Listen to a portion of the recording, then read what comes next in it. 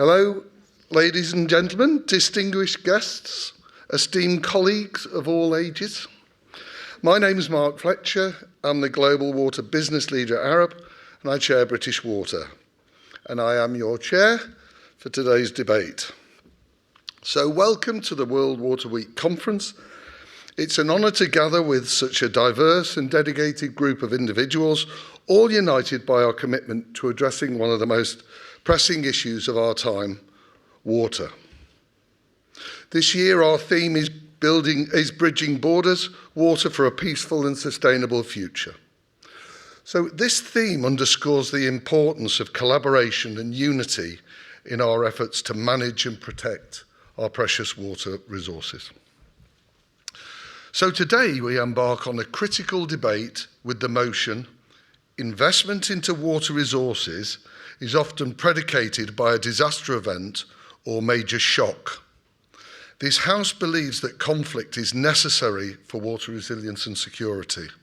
So it's quite thought-provoking and we should get both sides. For your benefit, we've been running a young professionals debate at World Water Week for many years, and it's my favourite event. We're going to take a vote now using Menti, and Kirsten's going to introduce this for us.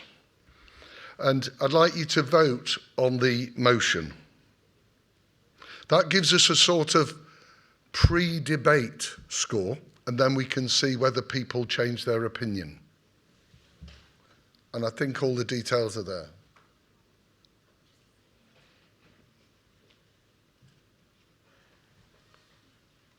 Okay. Things should start happening. All right. Oh, gosh.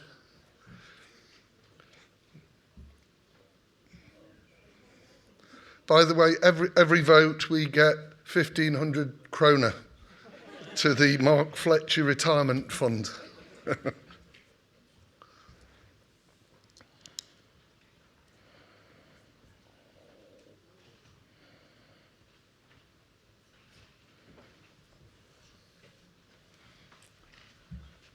Wow. Okay. Is someone going to convert that into a percentage? It looks like about 2/3, a third against. So against. 2/3, a third against 4. Has it changed? Right, we'll take that. I'll take 11 and 21. I'm sure it'll change. Right. Okay. Thank you for those of you who got the time wrong and came in late. Really appreciate the importance you're attaching to this event. So, water is the essence of life, yet its availability and quality are increasingly threatened by a myriad of challenges. From climate change to population growth, the pressures on our water resources are immense. Historically, it's often in the wake of disasters, whether natural or man-made, that we see significant investments and innovations in water management. But must we wait for crises to act? Is conflict an inevitable catalyst for progress in water resilience and security?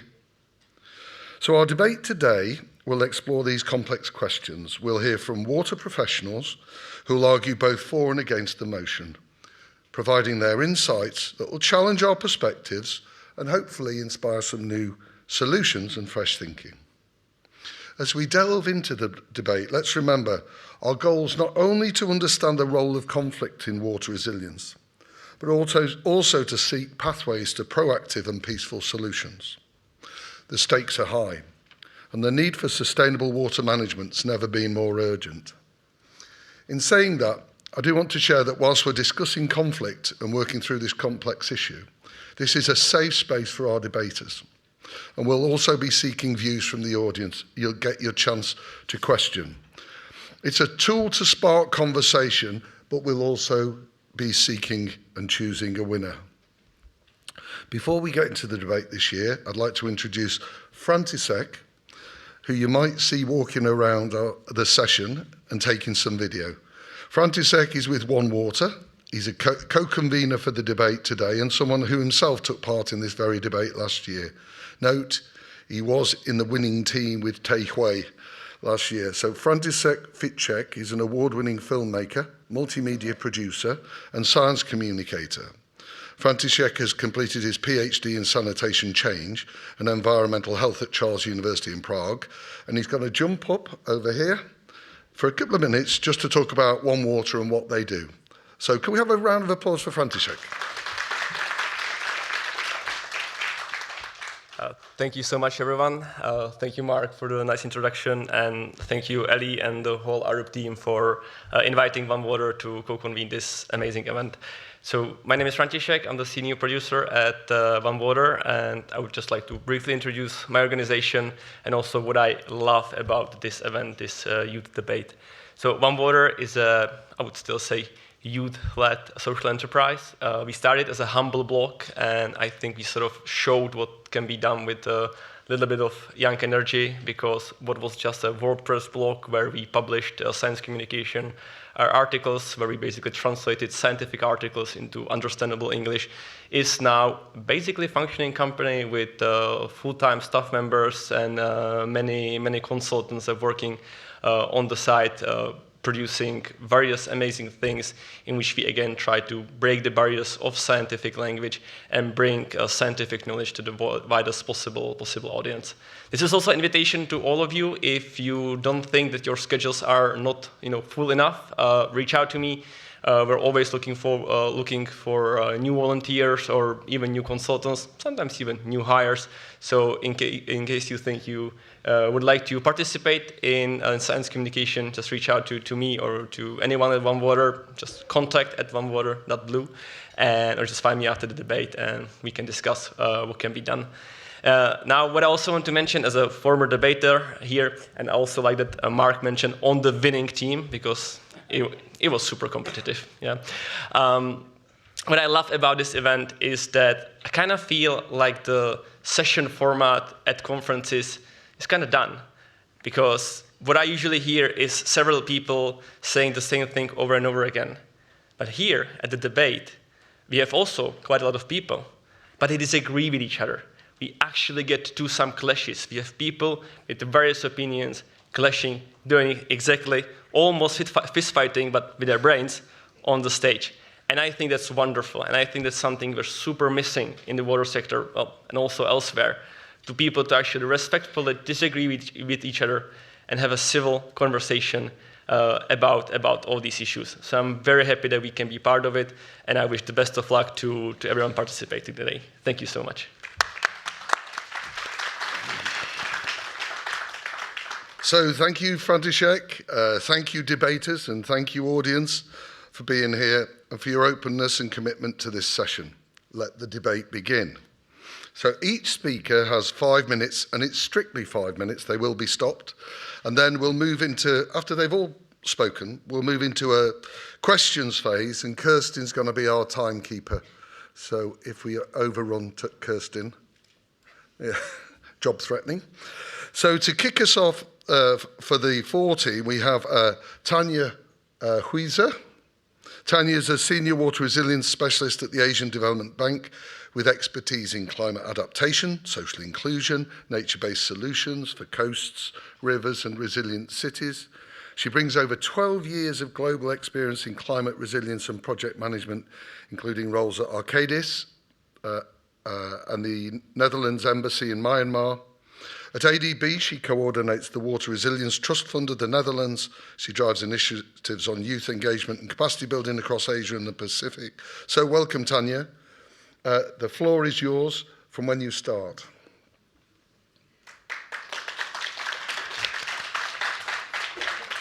Thank you very much, Mark. And I'm very happy to be here, part of the winning team.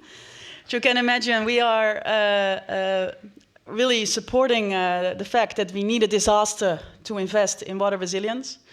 I like to say I'm here as part of the winning team. I'm not talking on behalf of the Asian Development Bank. I'm not talking on behalf of Tanya, but just on behalf of our winning team, and we will try our best to convince you.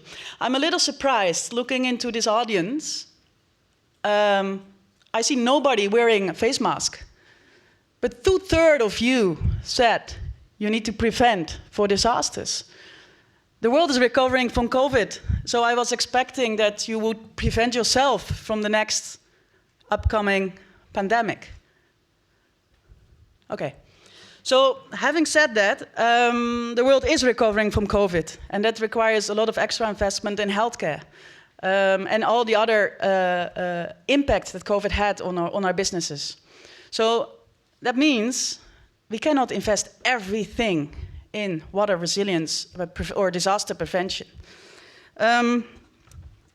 Therefore, I think one of our arguments is that these limited resources that we have, let us spread them over the different sectors: education, housing, healthcare, and of course water management, but not as such that like 80% of the budget goes to disaster prevention and these large investments required to do that. To give some more background in how the world is doing that, I looked into 3 cases. One of them is Kenya. Kenya is not waiting for disasters. They're facing continuously disasters. They're facing droughts, they're facing floods. So often that it's really hard to spend a lot of money on it, because they also want to have a real impact on the communities in terms of healthcare and housing. So what is Kenya doing? They focus on being prepared by community practices. For example, a drought, they deal with that by rainwater harvesting on community level, housing level. And they have early warning systems, but really on a village level, organized by the communities themselves. So, yes, they do invest, but only a little. So large investments in terms to prevent disasters, that is not taking place. When we look at the UK, they are balancing it. Their prevention and their preparedness is quite in balance. They are ready if there is a disaster unpredicted, because you cannot predict every disaster, that they can save their people. But that's different than the Netherlands, where I come from. Actually, the Netherlands started to protect the country in 1953 after a huge disaster. And we did that by the Delta Works. I think they're well known here in the World Water Week.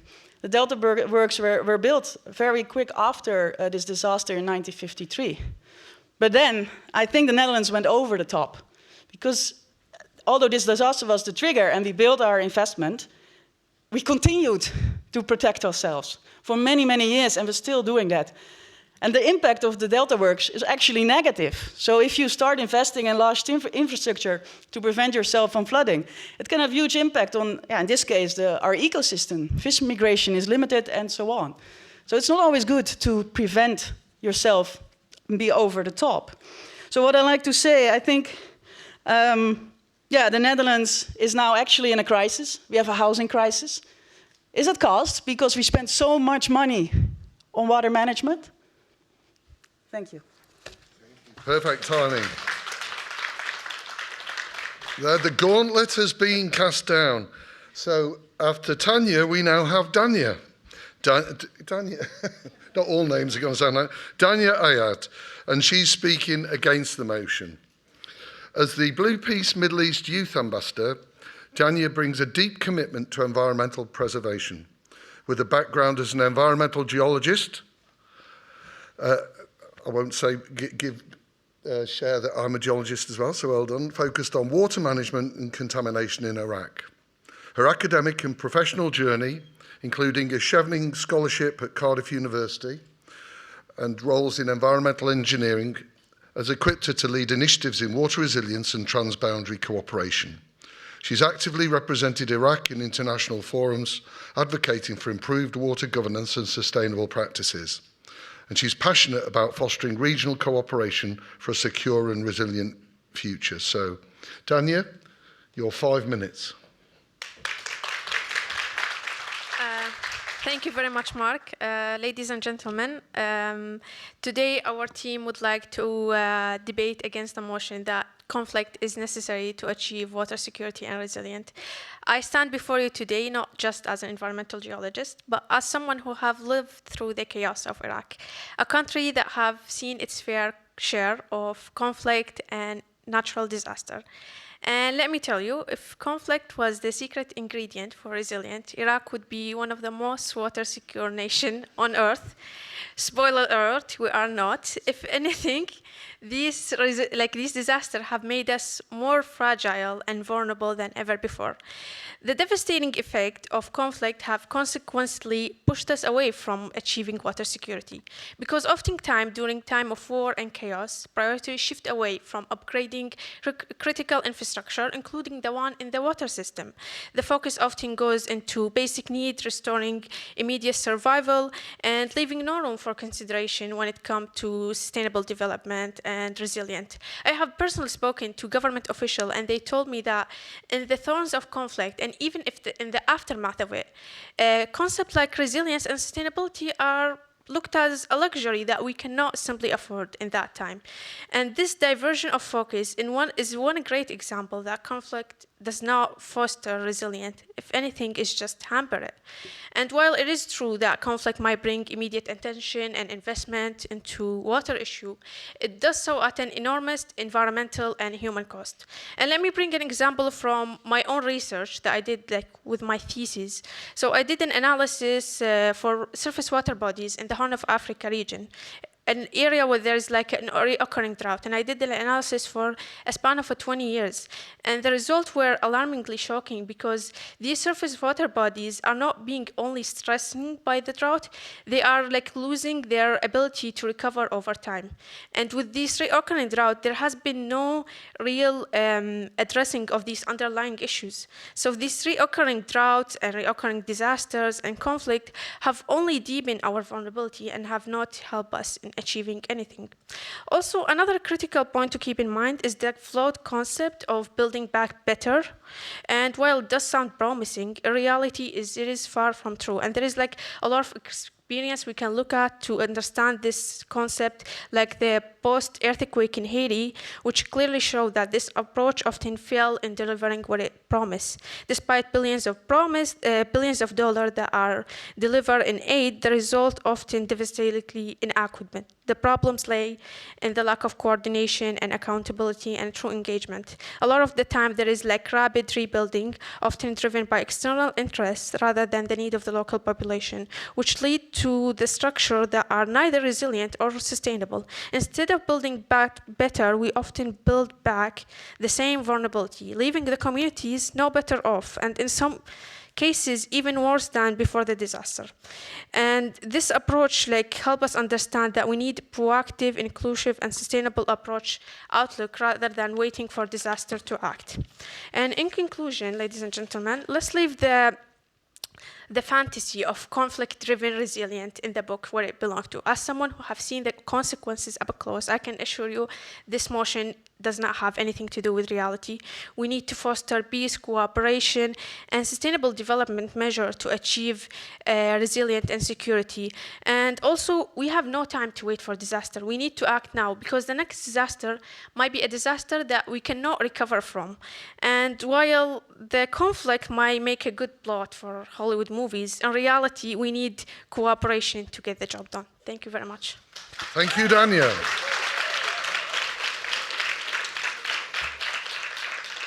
Perfect timing, unlike previous years. So it started well. So, and now back to the 4 team. We've got Ellie McBurney. Ellie's a consultant in the water advisory team for Arup in the UK. She's based in Bristol, and she works across the water cycle with a focus on climate resilient decision making and asset management, working with water companies, regulators, and local authorities in the UK and around the world.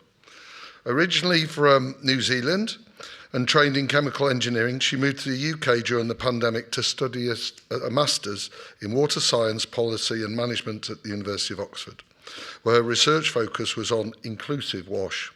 In her work now, she's focused on smart investment decision-making to support the sector towards a resilient and equitable future. Ellie, come and have your 5 minutes. Thank you. Thank you, Mark. Well, all I'll say first is that I think our team has our work cut out for us, but that's okay. Very happy to be here. Lovely to see everyone in the room, everyone online.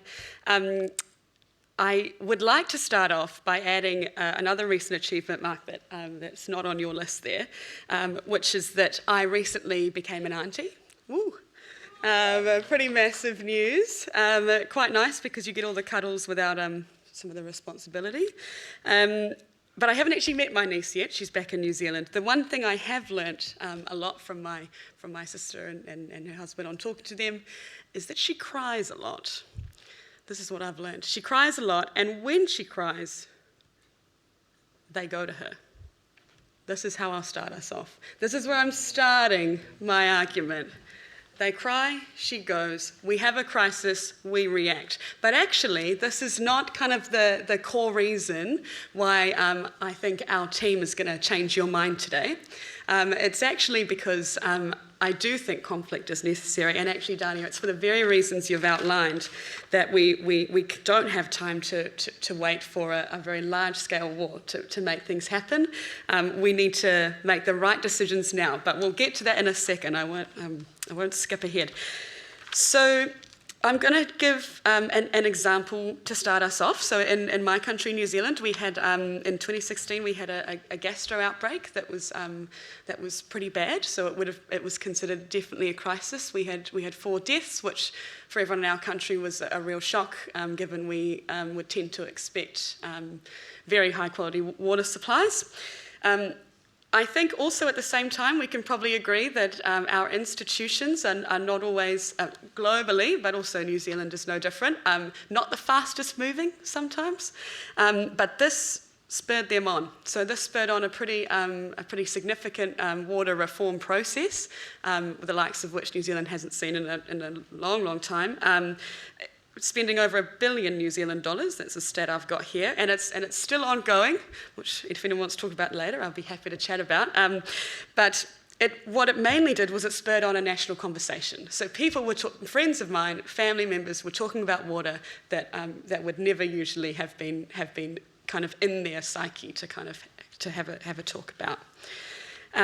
Separately as well, so an example from my current resident country of the UK, we're going through a current kind of price review to set, to kind of direct the investments over the next 5 years, and we've seen a lot of conflict in kind of the public domain around a lot of kind of angry people, I guess, and wanting to highlight issues that are really important to them, which is really important, and £10 billion will be invested in. So sorry, the main thing, one of the key things they're worried about is water quality in rivers, which is a big issue, and £10 billion is going to be spent kind of directly at that issue. So there's an example of some directed investment in response to kind of community outrage and some conflict there. So my main argument, I'm going to look to Kirsten on a time check in a second. My main argument is really that it's not that we shouldn't be having conflict. My argument is that we need to do conflict better. That if we go along with the kind of hegemonic views of how, of either assumptions on what people should be getting, i.e. assumptions on poorer quality water or poorer quality outcomes for the environment, then we won't change what we do. 1 minute, thanks, Kay. We won't change what we do because it's hard to change what we do. And it doesn't always work and it's uncertain. So I think we can take advantage of the crises that have happened, try to not get to the point where we have major crises that really harm people so awfully, which I do not agree is a kind of good place to get to. But if we can do conflict well, then I think it's essential. So I'll leave it there. Thanks very much, Ellie.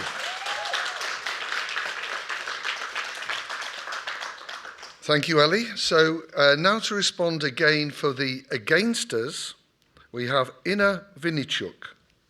And Inna's a WASH specialist at UNICEF in Ukraine, dedicated to improving access to water, sanitation and hygiene services across the country. With a background as a medical doctor and experience working with the World Health Organization, she brings a wealth of public health experience to her role. At UNICEF, Inna leads WASH initiatives by collaborating closely with the Ukrainian government, international partners and local stakeholders, including water operators. She's responsible for designing and implementing programs that enhance water quality, sanitation infrastructure, and hygiene practices, especially in areas impacted by conflict and displacement. I think she deserves a round of applause just for what she does, so off you go. Sorry for murmuring, I'm not good at public speaking, but I will try my best. So, ladies and gentlemen, esteemed colleague, we're gathered today to challenge the misguided notion that conflict or shock is necessary for water quality, water security, and water resilience. My team and I strongly disagree with this statement. And I will give you my own experience why we are not agree, actually. As we witnessed that devastating war in Ukraine, it became abundantly clear that conflict doesn't foster resilience, it destroys it. The path to true water security lies through the destruction, but through cooperation, investing, and proactive planning. Today I will explain why peaceful solution and planning are much better to ensure water security than any conflict could ever be. The ongoing war in Ukraine vividly demonstrates how conflict disseminates water security rather than enhancing it. Russians attack our critical infrastructure almost every day. The brightest example of that, destruction of Kakhovka Dam in June 2023. We faced with extremely big flood. Millions of people lost that access to safe drinking water, their places, homes. They lost everything. And instead of fostering innovation in the conflict has forced Ukraine to focus on short-term emergency solutions rather than the long-term solutions and sustainable water management. We need to rebuild rather than enforce and rehabilitate what we had before the war. Or, for example, while some argue that conflict drives innovation, and reality in Ukraine shows that primarily derives resources away from sustainable water management. The billions spent on military operations instead of invest on existing infrastructure and create something new, something resilient, something good for new reality, new climate adaptation reality. Or history provides us ample evidence that peaceful cooperation, not conflict, leads to lasting water security. Consider the success of transboundary water agreement like Dunai River Protection Convention, which has improved water quality and management across the multiple European countries, including Ukraine, actually. These cooperative efforts demonstrate we don't need devastation of war, achieve water security. Instead, proactive diplomacy, shared research and collaborative projects yield far more sustainable and equitable results. The war in Ukraine has, if anything, disrupt such beneficial implementation cooperation of water issues. Another example, the claim we need conflict to spur action on water security is a dangerous fallacy. Ukraine's previous efforts in water management, such as development of its own strategy on water resources till 2050, shows that proactive planning is not only possible, but more effective than crisis-driven responses.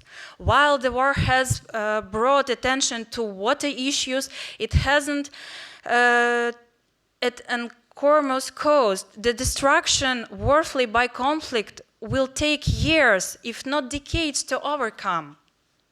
My conclusions will be very short. Ukraine serves not as a catalyst of water security, but as a stark reminder how conflict can underestimate it.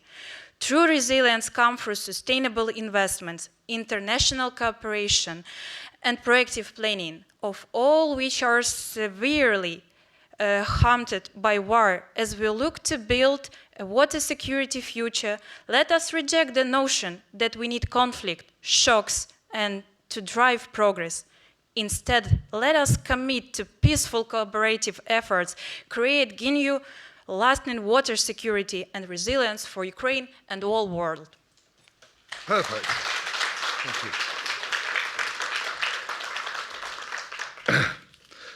Many thanks, Ina. Some great points raised there. And if English isn't your first language and you're time constrained, I thought that was a fantastic performance, so thank you. So to finish off for the first time, we'll have Dr. Mohsin Hafiz. Dr. Hafiz is an accomplished international expert with over 26 years of experience in climate adaptation, agriculture, water management, irrigation modernisation, water and climate governance and integrated water resource management for rural and urban sectors across the globe. Since May 2022, he leads the Water, Food and Systems Strategic Programme of the International Water Management Institute, IMI, a consultative group of international agricultural research, CGIR, and since 2019, he's also been serving as a country representative of IMI Pakistan. So, Mohsin, over to you. Thanks. Thanks, Mark. Thanks, Mark. Just here, I'm sharing that one as an example of the Australia and then the Pakistan, which I'm the citizen of both of these countries, and saying how these disasters are helpful and giving some really successful example, and these disasters has helped us in improving the infrastructure and improving the water security. Let me take you first to the Australia. That was a millennium drought in 2000, 2006. The Australian Prime Minister asked one simple question: how much water is available, where is the water used, and what's our future demand?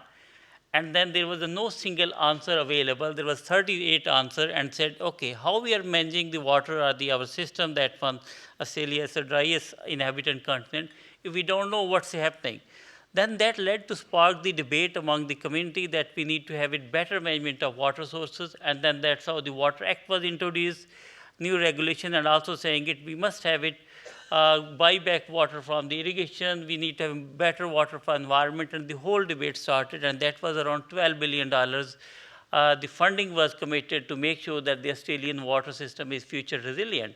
And I was proud of working that for the Bureau of Meteorology, and there we looked around that one, developing the what could be the water sources assessment, what could be the guideline, what are the steps which need to be done improving the urban water security resilience, also on the rural one, and as well as on the environmental flow. What could be the evidence-based information that could help? And that sparked that when the whole thing, lot more investment come, and more water is sustainable. Still, that's an evolving thing, but it's just that help in triggering some of the points so that we have better information, and that information is leading toward the decision making. Many of the new dams, the information which was generated, that is helpful for that one to future plan for the new investment. So evidence-based information is helpful for doing it, and that's all triggered from that one, the disaster and developing a system. Now, taking another example is moving to the case of Pakistan, which is facing the crisis every single day. It's economic crisis, it's financial crisis, it's security crisis. The country don't have any resources available to do anything, even for the basic needs. Now, the 2010 flood came, and then with the international donor, they developed a kind of the National Flood Protection Plan and saying that plan will be specifying on that one how to prevent the Pakistan in future.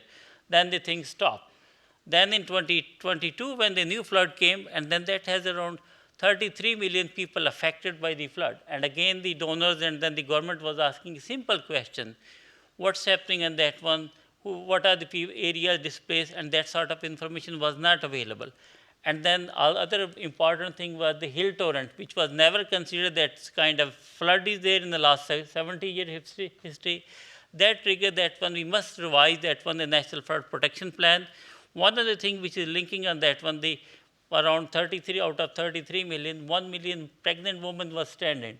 What sort of the information, has that information available with the government? No, even though the 2010 gender and then the child cell was established, but that sort of information was not available. But now that triggered that one, the disaster triggered the government to make sure that the government need to develop that kind of data, and that data is helpful for the resilience and everything. We are not saying a disaster is happening, but disasters are very important in the country where they could put the resources on that one as a priority and saying it, hey, this is one of the priority among the other competing priority and how we could work. Another thing is, last point relevant to that one is about the data. about the data which we are talking about, evidence-based information, and that's leading towards that one better informed decision, and then the government could prioritize on that one, which area is more vulnerable, which communities, and how to work with the communities in developing innovative solutions. That could be helpful for the improving the water resilience and as well as on the water security. Thank you. Thank you very much. And finally, our last young professional and member for the Againsters is Giorgia. Giorgia Maria Malandrino is an Italian researcher and designer committed to tackling social and environmental challenges. Her work delves into the connections between geography, conflicts, and transboundary dynamics, highlighting how those issues politicise nature and affect vulnerable communities. With a background in design for social impact and environmental science, she's worked in development countries and conflict zones, contributing to projects with UNEP's Climate Change Division Dalberg, the Arava Institute of Environmental Studies, and now UNOPS Water, Environment and Climate Institute. She's founded GeoIdentity, a startup system for study validation aimed at turning education and identity into undeniable human rights, particularly for refugees and displaced individuals forced to move because of wars, persecution and climate crises. GeoIdentity was recognised by Fast Company as one of the World Changing Ideas Awards 2023, won the inclusion pitch category at Change Now in Paris. So over to you. Thank you, Mark. And so, coming to an end, water, a lifeline that connects all of us from country to continents. In many places, a source of life, in many cases, a source of death. Political borders are abstract. They are created by humans. If you look at the map, those natural water lines became lines of control, fixed territorial lines of power that do not match natural borders, showing how much water nationalisms amplifying the transboundary waters conflict and the visible and invisible manifestation of violence at different scales. This is what I experience and observe working and living in war zones between Israel and Palestine, where the struggle for water is not merely about the availability of water, but about the power and control exerted through these borders. So water conflict increased with water scarcity, revealing how power control over natural resources affect the well-being of the entire ecosystem, harming the future of human health and highlighting the failure of humanity on Earth. Today we are facing one of the most urgent crises of our time, a global water shortage. By 2025, an estimated 1.8 billion people will live in regions facing absolute water scarcity, with millions suffering from water-related disease and death each year. So in this fight for equality with justice for, who gets water right in the land of money, in the world of money? So in this context, the notion that conflict is necessary for achieving water security and resilience is definitely wrong. Water conflict are consequences of inadequate management, not a solution. Studies have shown that the financial and social cost of conflict and disaster recovery are immense. Children in Gaza are drinking water from sewage puddles, and 70% of all water and sanitation facilities in Gaza have been destroyed or damaged. And this highlights how the rebuilding cost of this humanitarian and environmental crisis far exceeds the cost of investing in preventing measures. So the question today is, what strategy can shift transboundary waters from conflict to cooperation? How can we build a business case for peace? A business case for peace will help us understand how to meet humanity's needs while simultaneously protecting the water ecosystem that support the intricate web of life we belong to as humans. So today more than ever, we must redesign all these outdated systems rooted in hegemony, sovereignty, colonization. The principle of leaving no one behind is crucial for effective water management and highlights the deep connection that we as humans have with nature well-being. So rather than waiting for conflict to drive action, we should focus on proactive investment. We should listen, respect, recognize indigenous knowledge. We should cooperate internationally, involve the community, create a symbiosis relationship and spiritual relationship with nature. We should start evaluating current international laws on transboundary waters to understand how the ecological marginalization and discrimination over time in history, in water allocation, lead to conflict. And we need to move forward from legal framework like first in time, first in rights for water allocation that is not appropriate anymore for a globalized world we live in. And finally, we must change the way we relate and perceive water. As Leopold asserted in the land ethic, care for land, care for people cannot be separated from care for the land. So for a future where water security is achieved through peace, as an act of justice, as an act of dignity for humans and nature, we must design beyond geographical boundaries. We must move in synchrony as single cells that cooperate with a unique mission, the well-being of the entire ecosystem, Mother Earth. Thank you. Thanks very much. So I'm now going to ask the teams to sort of huddle together and come up with a question for the opposing team. Okay, and the 4 team, that's Tanya, Ellie and Mohsin, you huddle together, you're coming up with your first question. The longer you take, the less time you've got to present it and have it discussed. And when we get you think of your question as well, the against team, but remember, when they ask you that question, you've got to quickly decide who's going to respond, and we'll do the same vice versa. Is that clear? It wasn't clear to me, but we'll sort of muddle through. So whilst they're in their rebuttal process, could you all be thinking about questions you might want to ask the for or the againsters? Because we'll have a short period for questions afterwards. Now, we won't be able to get all questions, and I won't be able to see you all. So try and make a point of sort of standing up and waving or something like that, because Kirsten's going to be running around with the microphone. No, she isn't. Our colleague from SIWI is going to be running around getting her steps up with the microphone when we get to the questions. So could we have the question from the 4 team, please? And this is Ellie, round of applause.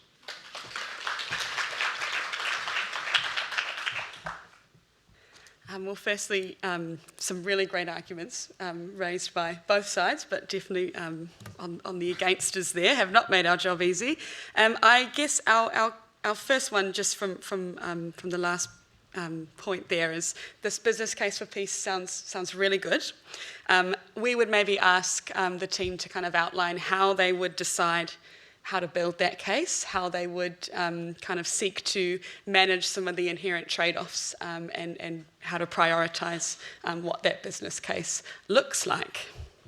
Okay, thanks very much. That was a pretty long question and a statement, but we'll let it go. So our againsters, do you want to just agree who's going to respond on your behalf? Okay. Thanks, Georgia.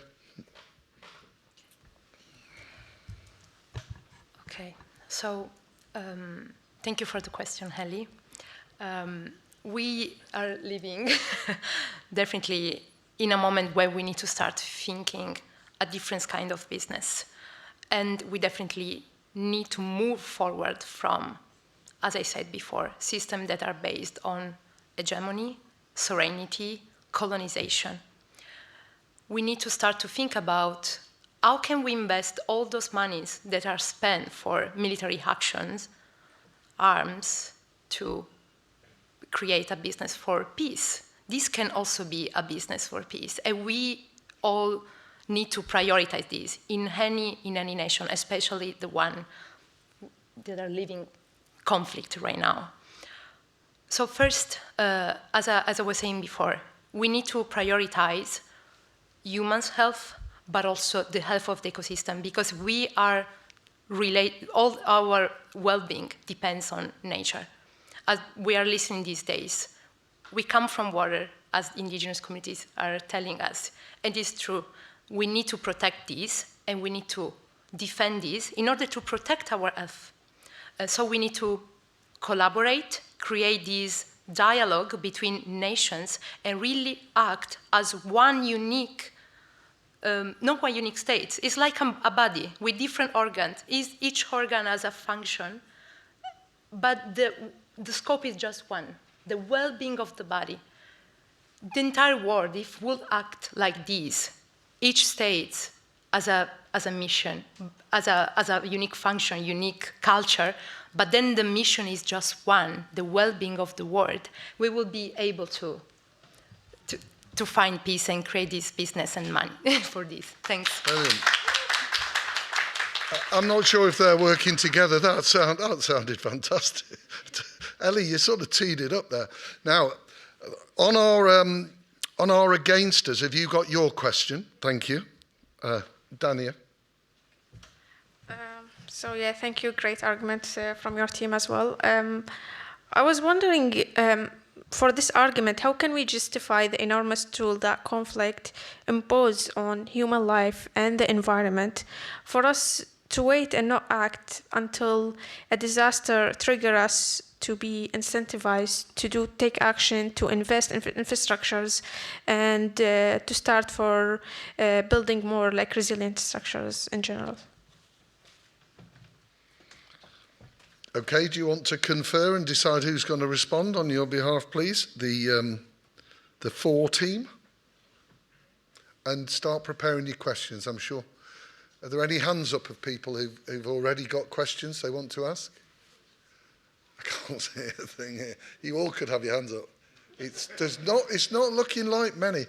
I'm going to have to pick on people, I reckon. One observation, there have been a lot less personal insults and attacks than previous years. I think it's because we haven't got the World Bank or the Rockefeller Foundation here. Anyway, could we have your question, your responder, please?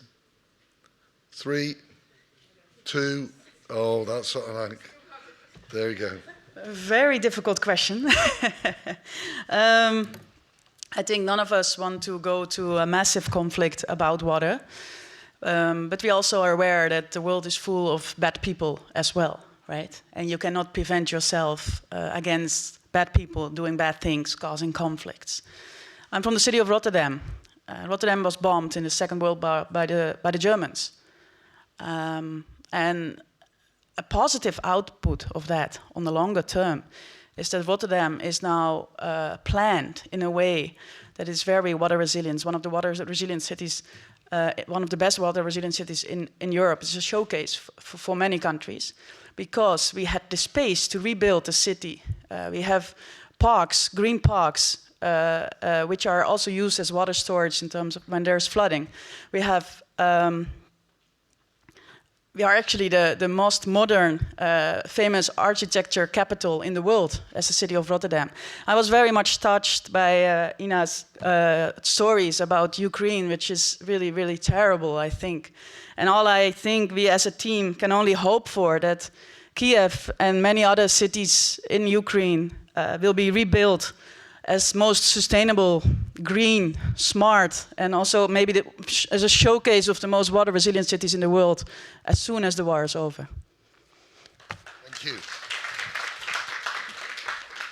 So now we're going to go to questions. I'm not having any more rebuttal. I think we've had some fantastic questions, presentations.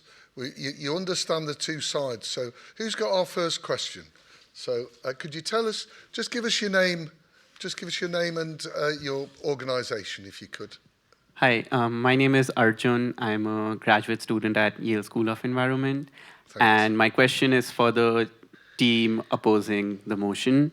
And my question is that I think the running theme sort of in your arguments was that conflict is not necessary for cooperation. But don't you think some form of conflict is just inevitable when it comes to water because it's such a fundamental resource that there'll always be diverging interests? So, and in fact, don't you think that conflict will lead to more resilient solutions because conflict will bring more people with diverging interest on the table and help build a more consensual solution, which will be more resilient and long-term? And your third question? No, it's okay, I'm only joking. Could we have a response, please? Thank you very much. And get ready for who's next. Yeah, thank you for your question. Yeah, there is a lot of opinion when it comes to the conflict within the water sphere, whether it will be a next water war when it comes to a lot of regions, especially arid region. But I don't think that's necessarily the case, because right now we don't necessarily have a water shortage. There is disparity in water. Some countries have a lot of floods and some have a lot of drought, but there is not a general water shortage globally. Let's keep that clear.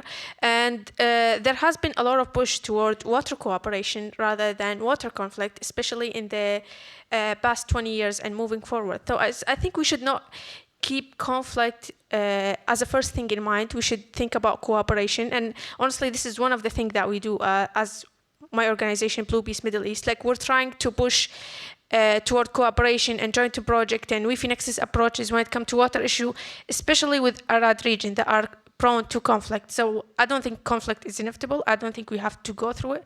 I think maybe if we start going toward joint project that help multiple countries, there will be less incentive for conflict and wars over water. But yeah, that's just my opinion. Thank you. Thanks very much. And Ellie's going to give a brief comment on behalf of the 14.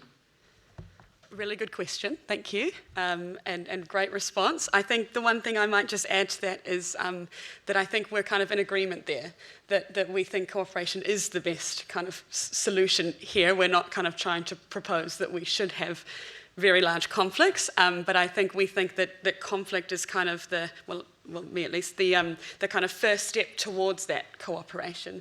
And it's understanding how you can resolve the conflicts on a really smaller scale, and like we see in these basin organizations that work together and resolve trade-offs and priorities, and then can move further towards a kind of a resilient solution. So I'd say I think we're kind of in agreement. Thank you. Nice and brief and concise. So the next question, please. Yeah. Could you your name and where you're from, what your organisation? Can you hear me? Oh, okay. Oh, we can hear you. Hi, my name is Bela Almillate. I'm a PhD student in Barcelona Tech in groundwater.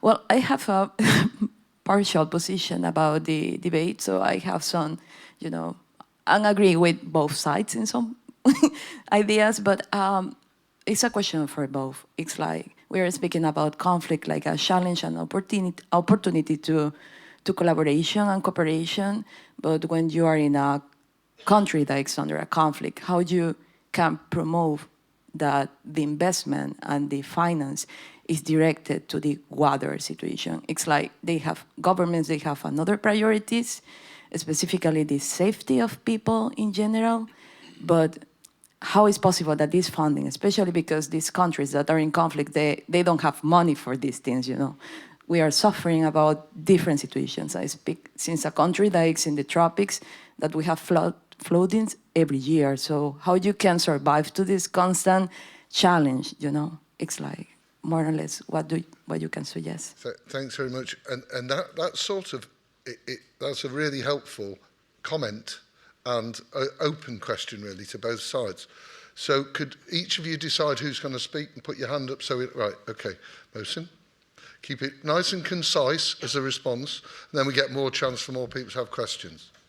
Yes, you're right on that one. I think if you're talking about the shared benefit of the water sources, there are many countries. I will give the example of Central Asia, where there is many of the transboundary, the river basin, smaller parts of that one. By developing the localized solution, involving the communities at the local level and engaging them, what sort of information is available and how to prioritize the water uses for the hydropower generation in the upper part of Tajikistan and downstream the water needed for agriculture.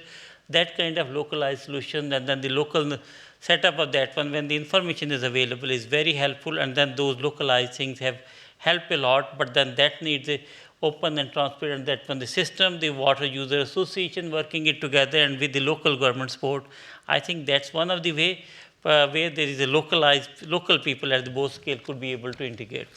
Thanks very much. And now for our against team, if someone's got a comment or response. No? Yep? No?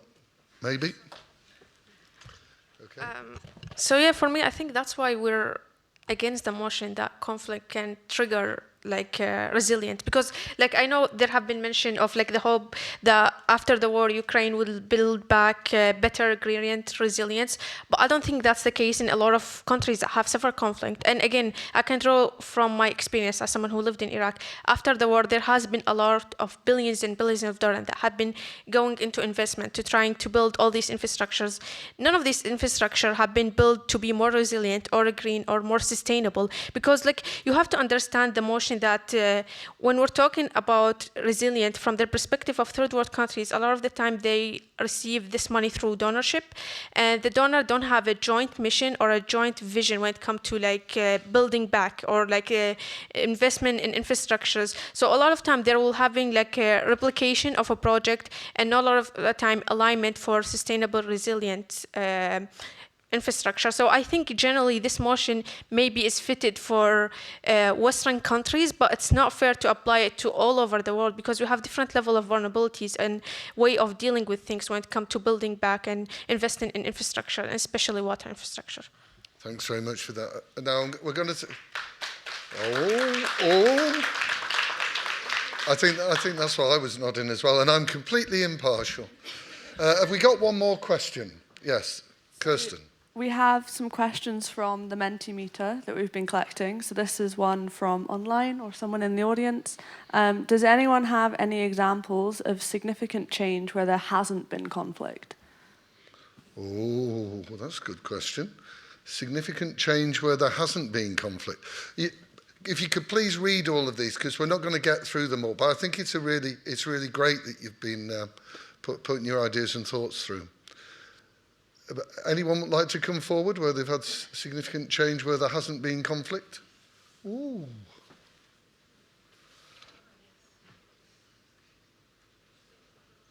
Yes? Yep, go on. Come back again. I feel like you're bored by me by now. So I think maybe we can look at joint international water agreement between multiple countries. And I mean, what come to my mind may be the case between India and Pakistan. There is a lot of political tension between these countries. However, there has been a long-standing agreement when it comes to transboundary water issue that has not been triggered by a conflict for it to happen, because they realized if this agreement on shared water resource doesn't happen, conflict then will be occurring. And there is a lot of other cases, maybe the Nile River agreement that happened. I know there has been a lot of political tension between the country that share the Nile River basin. However, there has been not any military action or conflict that led to the development of this agreement. So I think a lot of political leaders and people are aware that we need to reach the agreement, because if not, then the conflict will be triggered and will occur. So I think will be a lot of example we can draw upon from, but this is just from the top of my head. I don't have anything prepared. Thanks very much. I think you did extremely well under short notice. Have we got any examples from our other team? Maybe not. So what we're now going to do, please read the questions and the comments. What we're going to ask each team to sort of huddle and then come up with their concluding 30 seconds that's going to sway you. Okay? So can you each huddle? We've got these questions up for you to have a read. And just remember, the whole purpose of this is for us all just to challenge ourselves, think through both sides of the discussion, and start to form your own views, probably informed by your own experiences as well. But we aren't having any more questions at the moment, because we want to have an opportunity. We've got somebody externally who's going to give us a little bit of an epilogue after we've voted. So that's where we are at the moment. Apologies for those people I didn't see or didn't get an opportunity to ask a question. So the drum roll. Well, there wasn't much of a drum roll. That was pretty pathetic. I'm sorry. So who would like to give us their 30 seconds first? There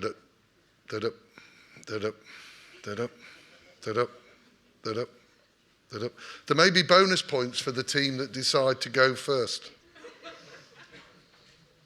Okay? Who's going to be your spokesperson, the against team?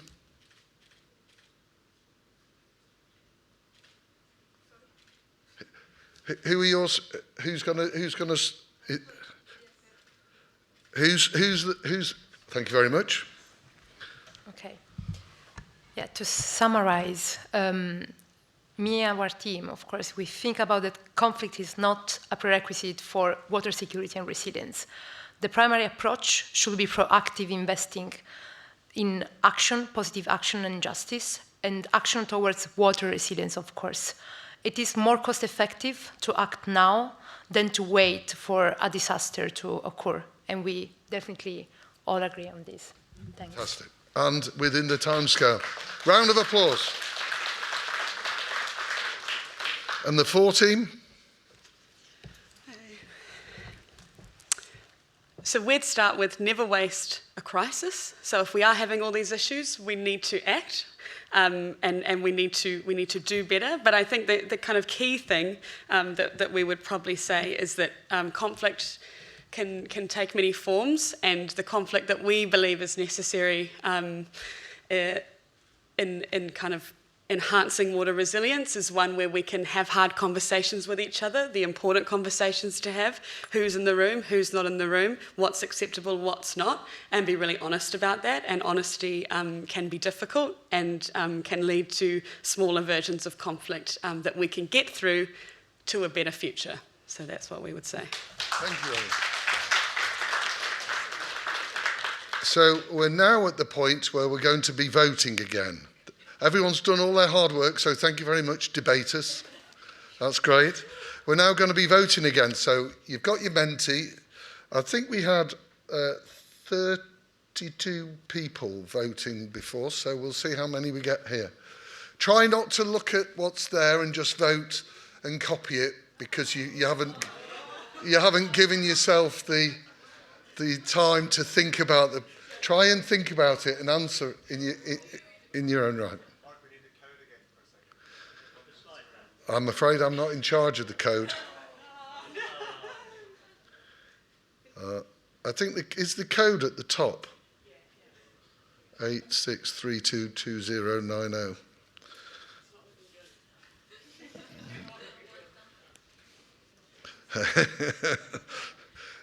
You never know, it might get swayed very, very, very late in the day. Come on, we'll give another 20 seconds for those of you who switched your phone off and can't switch it back on again. What's this, 13? Gosh, he's got to be over 10,000 kroner. I'm going to do really well here, thank you. That's great. So that's about 33%. 66%. And it's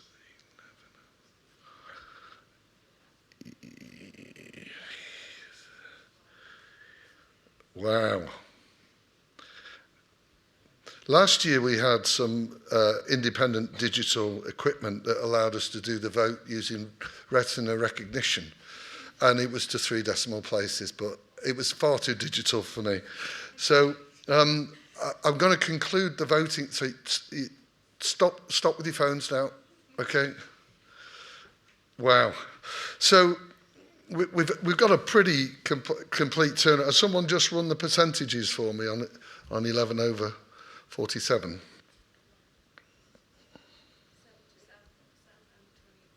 Wow. So this is possibly one of the most convincing swings we've ever had. We've gone from about 33% to 77% for the against team, and unfortunately down from 66% to about 23% for the for team. And remember, it's not about the winners unless you are the winners, and then, you know, because all the rest of losers. But no one's a loser here. We're all winners. We've all had the experience of the debate. So could we have, first of all, a round of applause for our winning team.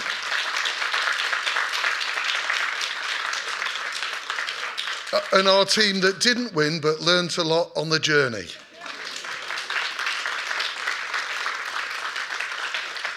So we're introducing a separate feature now. It's a sort of an epilogue. We're going to hear some final reflections from Dr. Sinead Lester, a geography researcher at the University of the West Indies in Jamaica. She specialises in water security, water governance, and the interconnectedness of water, food, and the environment in the Caribbean. She's a fellow of the UNEP's Global Environment Outlook, GEO7, and serves on the board of the Water Resources Authority in Jamaica. As a member of the World Youth Parliament for Water, Sinead is passionate about the meaningful involvement and empowerment of young people in the water sector. So over to you, Sinead. Thank you very much for the introduction, Mark. Indeed, this was a very exciting and insightful debate with the speakers presenting very solid arguments for and against the motion from various perspectives. And I want to thank the Arup team for organizing this thought-provoking conversation. And I want to just summarize some of the key arguments that I highlighted from the debate, and I'll start with those of the proponents. So the proponents' main arguments were that conflict and disasters can lead to action and change. They alluded to taking advantage of small crisis events to build resilience, citing examples such as the gastroenteritis outbreak in New Zealand, as well as saying that conflict is an inevitable part of human society and can be a catalyst that is necessary for investment, citing examples from Netherlands and Rotterdam. They also argued that disasters allow a country to identify data gaps, to identify the most vulnerable, and it also gives rise to innovations and solutions. And so therefore, we should never waste a crisis. While the opponents, they counteracted that conflict leads to destruction and instability, emphasizing that proactive measures and collaboration are more effective for long-term resilience. They shared experiences from Iraq, Ukraine, and Haiti, and they argued that conflict can underestimate true resilience and called for a commitment to peaceful water cooperation. They believe that the humanitarian cost of a crisis often far exceeds the cost of investment in water. And so there should be a focus on cooperation, inclusivity, and changing how water is perceived and valued. And this is a better pathway. One of the most compelling arguments I found in the debate was that of the concept of building back better. And this concept of building back better, this strategy, a post-disaster approach that is ideal as it aims to reduce risk of future disasters and build community resilience, whether it be by addressing economic, social, or environmental vulnerabilities. This should inevitably result in more resilient and water secure society. However, as the against team cited, there are numerous experiences that have proven that building back better is easier said than done. But I do believe that disasters and conflict allow for the opportunity to build back better. But there needs to be a certain criteria that is met to create that enabling environment to build back better. There needs to be speed. So building back better is time sensitive, it needs to be inclusive, and the economic means needs to exist for us to build back better. And I think that strategy of building back better really speaks to those who are for disaster being a catalyst for water investment and resilience, as well as those that are against. It is really filling the gaps of building back better and ensuring that the enabling environment is there for us to build back better, for that to be a successful strategy. Now, water security is definitely a key determinant of human well-being, as well as health and the sustainability of society. It is also linked to the achievement of various sustainable development goals, poverty alleviation, reducing hunger and malnutrition. However, climate hazards and conflict have threatened the future water security and sustainability that we envision. And as water availability is reducing, water accessibility challenges are exacerbated by social, political, transboundary dynamics. And so there is no doubt that this debate is necessary. There is no doubt that investment is necessary for water resilience to take place, but we have to strike a balance between when that investment takes place. And so I want to commend the speakers today for highlighting the complexity of the strategic investment that builds resilience. And I want to commend the teams for the arguments that they presented. They have certainly increased our knowledge and awareness of potential pathways to ensuring a sustainable water future. But also through this debate, we saw some of the challenges that we must overcome for a peaceful and sustainable water future. Challenges such as the humanitarian crisis being seen as greater than the need for investment in infrastructure when a government and people is overwhelmed by a conflict or disaster. Challenges such as a lack of financial aid and investments to, especially for developing countries, to invest in their water infrastructure and to increase accessibility. Thank you.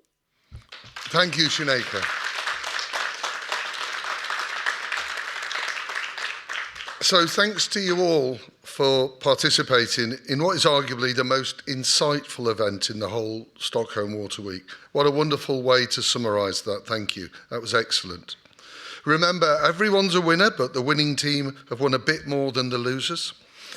Could I have a round of applause for everybody involved, but especially our AV team, for Franicek, for our Seaweed support team, but for Ellie and Kirsten and Richard from Arup, who've been involved in preparing this. Thanks very much. Enjoy the rest of the conference.